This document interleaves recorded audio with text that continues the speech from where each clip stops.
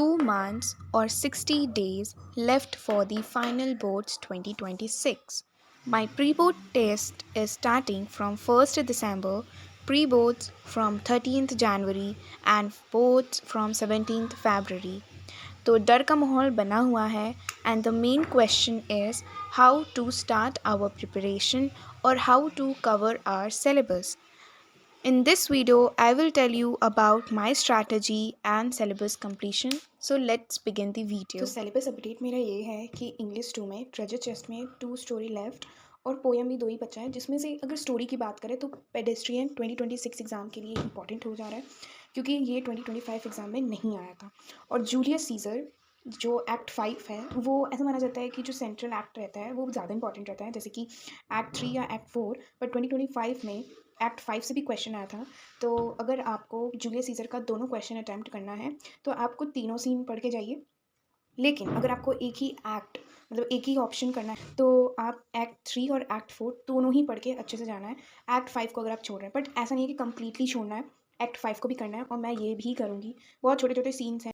English one में तो simple है, हमारे एसे और अनसीन पैसेज जो हैं वो थोड़े डिफिकल्ट हो जाते हैं। तो एसे के लिए आपको एक टाइप का एसे चूज़ करना है, या आप अगेंस्ट और फॉर वाला चूज़ करिए, डिस्क्रिप्टिव, नरेटिव, स्टोरी या फिर पिक्चर बेस्ड। अनसीन पैसेज भी बहुत ज़्यादा डिफिकल्ट हो जाता है क्योंकि पैसेज ही ऐसा आता है जो समझ में नहीं आता है। और दूसरी बात, प्रिसाइज भी करना रहता है, समरी भी लिखना रहता है 50 वर्ड्स में, तो वो भी तो बहुत ही ज़्यादा मुश्किल हो जाता है। तो ये दोनों के लिए हम लोग क्या करेंगे, पर्सनली मैं ये कर रही हूँ कि दिसंबर में इस पर फोकस करेंगे, इन दोनों चीज़ पे दिसंबर पे फोकस करेंगे। एंड जो लेटर, नोटिस एंड ईमेल है वो बहुत आसानी से हो जाता है, मतलब लेटर में थोड़ा कन्फ्यूजन होगा तो होगा, नोटिस और ईमेल में तो ज़्यादा टाइम नहीं लगता है प्रैक्टिस।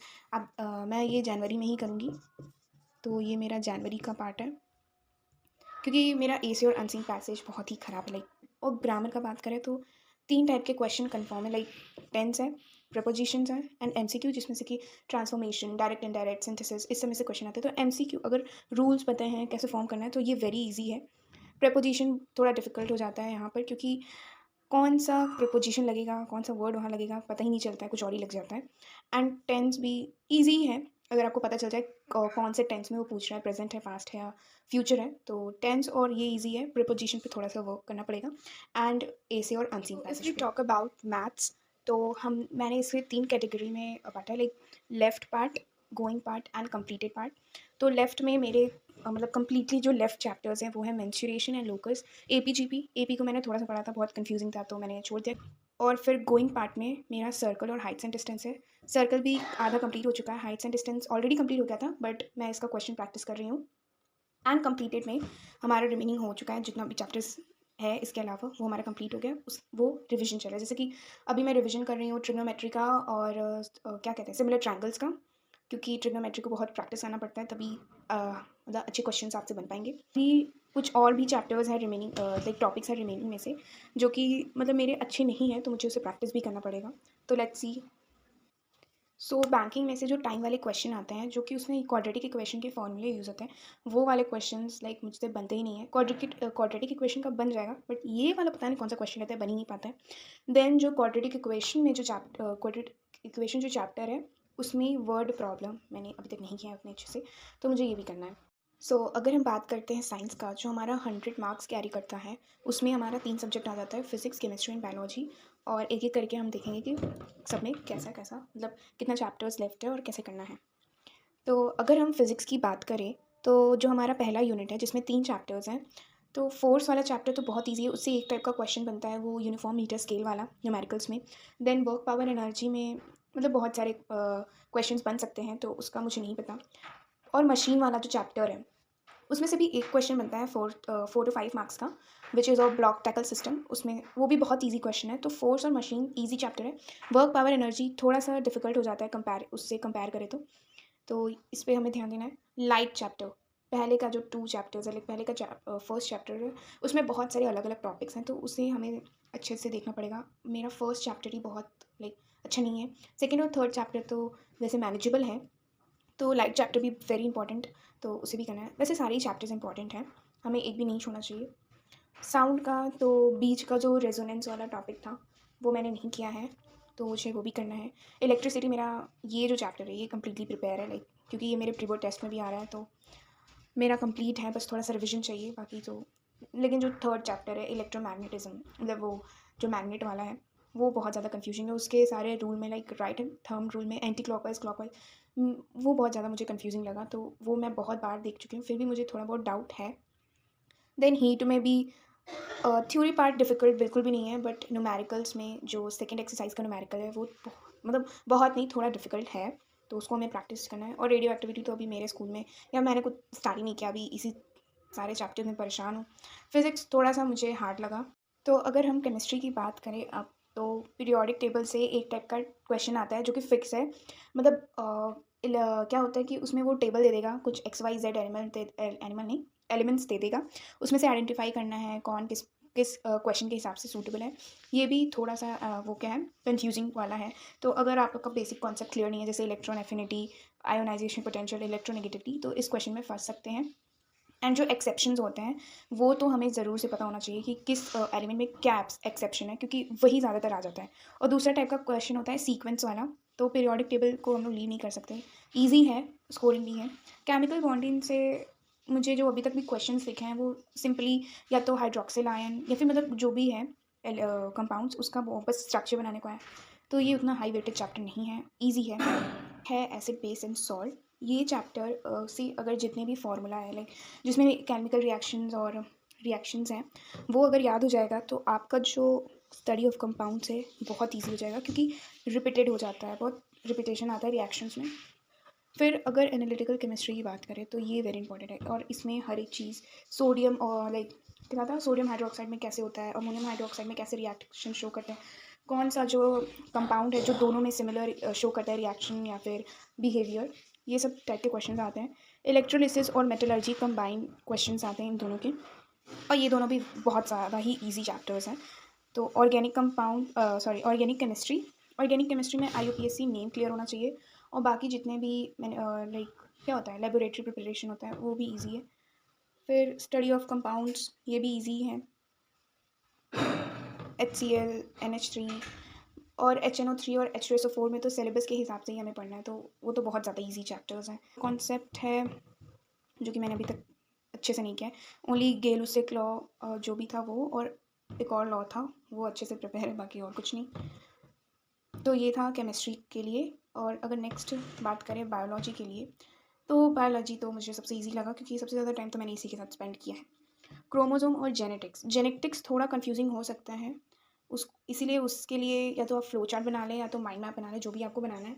लेकिन जेनेटिक्स थोड़ा सा कंफ्यूजिंग हो सकता है, तो उस पर ध्यान दें। मुझे भी बहुत कंफ्यूजिंग लगा था पहले पहले, लेकिन जब रिवाइज करने लगी तो वो ईजी हो गया। क्रोमोसोम, जेनेटिक्स, प्लांट फिजियोलॉजी, ये भी अगेन बहुत ईजी पार्ट है। फर्स्ट 2 चैप्टर तो एक्सपेरिमेंट्स वाले ही क्वेश्चन आते हैं, और जो और 2 चैप्टर्स है केमिकल कोऑर्डिनेशन, और एक और था ना फोटोसिंथेसिस भी ईजी है, उसमें से ज़्यादा लाइट रिएक्शन डार्क रिएक्शन ही आता है। और केमिकल कोऑर्डिनेशन में पूछ देगा नाम या तो उसका वो फंक्शन जो भी है वो बताने को, वो भी बहुत ईजी, ये भी बहुत ईजी चैप्टर। सर्कुलेटरी सिस्टम, ये बहुत बड़ा चैप्टर है, तो एक दिन में तो नहीं होगा, तो एग्ज़ाम से पहले एक दिन पहले करने मत बैठना, कंफ्यूजिंग हो जाएगा, तो इसको करना है। मेरा सर्कुलेटरी सिस्टम, नर्वस सिस्टम और ये excretory system, sense organ, endocrine system तो हो गया है। ओनली ये रिप्रोडक्टिव सिस्टम जो भी चल रहा है करेंटली इन माई क्लास, वो मुझे थोड़ा कंफ्यूजिंग लग रहा है, तो मुझे ये थोड़ा अच्छे से पढ़ना होगा, बाकी ये सब रिवाइज करेंगे। इसमें बस क्या करना है, टर्म्स हैं, इसमें भी टर्म्स हैं लेकिन थोड़ा कंफ्यूजिंग है। और फिर जो लास्ट का 3 चैप्टर है, पॉल्यूशन वेरी इंपॉर्टेंट है, उसको नहीं छोड़ना है। और ह्यूमन एवोल्यूशन और पॉपुलेशन, वो भी लाइक माइनर चैप्टर्स है, वो सब तो ऐसे ही रीडिंग करोगे तो हो जाएगा, उसमें लेक्चर्स या फिर वन शॉट देखने की कोई ज़रूरत नहीं है। तो यार this was all about science. तो अगर हम बात करें SST, जिसमें कि हिस्ट्री, सिविक्स और ज्योग्राफी आते हैं, तो अगर उसकी बात करें तो यहाँ पर मैंने हिस्ट्री की बुक से मैं बताऊँगी। यहाँ पर फर्स्ट वॉर ऑफ मतलब फर्स्ट जो पार्ट है द इंडियन नेशनल मूवमेंट। तो जो फर्स्ट वॉर ऑफ इंडिपेंडेंस है, इसमें जो भी मैंने अभी लाइक कितने साल के जो भी 4 या 5 साल के पेपर देखे हैं, उसमें फर्स्ट वॉर ऑफ इंडिपेंडेंस एक कंपलसरी एक सेट का क्वेश्चन आता है, एक फर्स्ट पार्ट इस चैप्टर से आता है। अगर लॉन्ग आंसर की बात कर रही हूँ मैं, ग्रोथ ऑफ नेशनलिज्म, और ये चैप्टर से अल्टरनेटिवली आता है। ये दूसरा हो गया क्वेश्चन का सेट। तीसरे क्वेश्चन सेट में mass phase of national movement आता है, जिसमें से कि सबसे ज़्यादा जो इंपॉर्टेंट चैप्टर है शॉर्ट आंसर क्वेश्चन के लिए भी, वो है Mahatma Gandhi and the national movement, और ये इंडिपेंडेंस वाला, जहाँ तक मैंने देखा है, आप ही चेक कर लीजिएगा एक बार। एंड द कंटेम्प्रेरी वर्ल्ड, ये तो करके ही जाना चाहिए, क्योंकि 6 चैप्टर से हमारा 2 सेट ऑफ क्वेश्चन रेडी हो जाएगा। तो 5 में से 3 करना ही है। एक फर्स्ट वॉर ऑफ इंडिपेंडेंस और मतलब 9th और 10th वाला क्वेश्चन, इन 6 चैप्टर्स आपका क्लियर हो जाएगा। और ये चैप्टर्स भी बहुत ईजी है, अच्छे से याद भी हो जाएगा और आप खुद से बना भी सकते हैं। लाइक मतलब बहुत ईजी चैप्टर्स है, इसमें इतना ज़्यादा टर्म्स नहीं है जितना ये सारे चैप्टर्स में है। पर मैं ये भी करके जा रही हूँ क्योंकि मुझे शॉर्ट आंसर भी करना है। और इस वाले चीज़ से महात्मा गांधी और इंडिपेंडेंस ये दोनों बस जस्ट पढ़ लूँगी। जैसे PYQ में एक टाइप के क्वेश्चन सेट हो जाते हैं कि क्या आने वाला है, तो PYQ तो ज़रूर से करना है, क्योंकि हिस्ट्री और जोग्राफी में क्या है कि क्वेश्चन ज़्यादा नहीं बन पाता है, तो वो बहुत रिपीट हो जाता है क्वेश्चन। और सिविक्स में तो अब बन सकता है, क्योंकि सिविक्स तो एक जनरल पार्ट है, कभी भी कुछ भी आ जाएगा कि अच्छा ठीक है। मतलब बहुत वैरायटी ऑफ क्वेश्चन बन सकते हैं सिविक्स में, तो उसका गारंटी नहीं है। बट हिस्ट्री और जोग्राफी का बहुत ही रिपीटेशन होता है एग्जामिनेशन के मतलब एग्ज़ाम्स में। फिर अगर हम बात करें सिविक्स पार्ट की, तो यूनियन लेजिस्लेचर जो एक सेट आता है, तो ये तो करके जाना है, एक चैप्टर से हमारा एक सेट बन जा रहा है, तो क्या बुराई है। देन फिर आ गया the president and the vice president. ये जो इंपॉर्टेंट लिखा है इसे इग्नोर करिएगा, क्योंकि ये जो हम वो लगाते हैं कि प्रोबेबिलिटी की, ठीक है ये चैप्टर आ गया तो ये आएगा, लेकिन करके जो भी जाना, करके तो हमें सारा ही जाना है। यूनियन एग्जीक्यूटिव और जुडिशरी में आप एक सेलेक्ट कर लीजिएगा लॉन्ग आंसर के लिए। मतलब पढ़ना तो सब है, लेकिन लॉन्ग आंसर के लिए सेलेक्ट कर लीजिएगा, ठीक। जैसे कि यूनियन एग्जीक्यूटिव में से मतलब 3 क्वेश्चन आते हैं, union legislature, union executive and the judiciary में से। तो यूनियन लेजिस्लेचर तो पहला क्वेश्चन ये तो करके ही जाना है, और यूनियन एग्जीक्यूटिव और जुडिशरी में से जो भी आपको क्वेश्चन करना है, अटेम्प्ट करना है, वो अच्छे से चैप्टर करके जाइएगा, बाकी सारा चैप्टर करना है। तो ये था हमारा हिस्ट्री का पार्ट।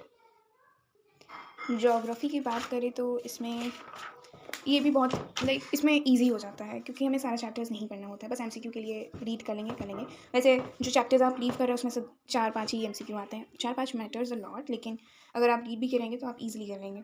जैसे कि मैंने जो 5 चैप्टर्स सेलेक्ट किए हैं, मतलब मैंने 6 चैप्टर्स सेलेक्ट किए हैं, जैसे climate, soil resources, natural vegetation, water resources and transport और वेस्ट मैनेजमेंट। ये जो 3 चैप्टर हैं वो MCQ के पॉइंट ऑफ व्यू से करना पड़ेगा। फिर जो हमारा फर्स्ट क्वेश्चन आता है वो है टोपोग्राफिकल मैप से, तो इसको आप संडे पे एक बार भी कर लेंगे तो मोर देन एनफ है, अच्छे से हो जाएगा आपका। और मैप ऑफ इंडिया ट्राई करिए कि हफ्ते में 2 बार करें, तो ज्योग्राफी में ज़्यादा कुछ है नहीं। So I am taking a 60 days challenge to complete 10 year PYQs specimen paper with revision, क्योंकि this is a very crucial time now, we have to be alert. और हमें सिंपली बहुत अच्छे से फोकस करना होगा हमारे स्टडीज़ पे। और we have left only with 2 months, 15 days को नहीं गिन रही हो, क्योंकि आपको पता है उस टाइम में कैसे फ्लाई हो जाता है वो। So 60 days I am going to do challenge, और बाकी रिमेनिंग डेज में मैं रिविजन कर लूँगी। I will try to upload 2 to 3 videos in a week regarding my challenge. So that's it for this video.